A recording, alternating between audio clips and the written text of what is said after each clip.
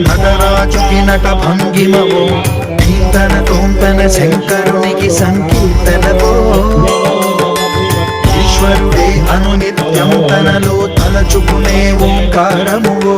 శివ హృదయం కరిగించే ఆ పంచాక్షరివో నీ మదిలో